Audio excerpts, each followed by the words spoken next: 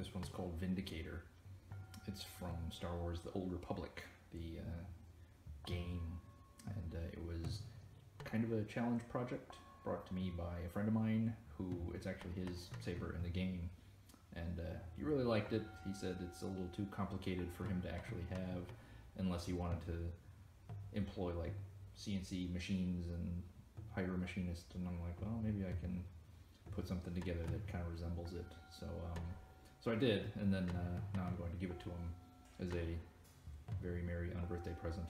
But shh, don't tell him yet, because I'm going to give it to him tomorrow, or whenever I post this, it will have been in the past. And time paradox, I don't get anyway. But it's a reasonable representation of what he has in the game. He sent me some screen captures, and I was able to pull up a couple of videos of the particular saber in question. But so yeah, it's a stunt, and there's a lot of LEDs in there. There's some underneath the hand grips. There's some in the center section here. They're all 5mm on the inside.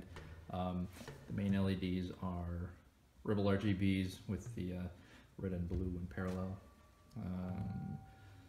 The center little electricity looking thing right there is fiber optic that I had sliced with the X-Acto knife to create some of the tendrils of electricity. I don't know if you can see.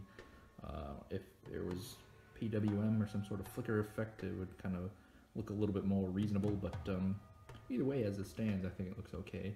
And it's just illuminated with a couple of 5mm LEDs.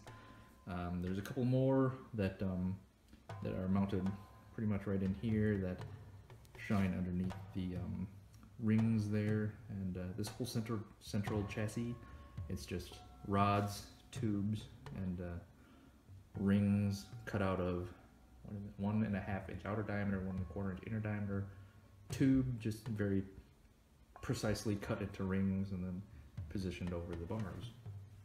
And tube, because one of these is actually a tube, and that's how the wires kind of run back and forth inside of it. So wasn't a whole lot of room to work with. It's under the hand grips, but you can see that there's a little string of 4 LEDs under the hand grips, and then on top of that the chassis kind of runs in there too, and there's an 18650 and the big huge AV switch, so there wasn't a whole lot of room for sound, and I'm guessing I could probably fit a Pico Crumble or a speaker, but certainly not both. So unfortunately this one is just a stunt, but at least it's a really pretty stunt. It's like all this pretty purple and other purple and then black and more purple, and yeah, so. But yeah, that's pretty much it. Just a stunt, no sound demo, nothing. If I mentioned that there's no sound, yeah, I think I may have said something to that effect so far, but anyway, there's no sound. Yeah, that's it. So I'll put pictures after the video here, and hope you enjoy. I'll see you later.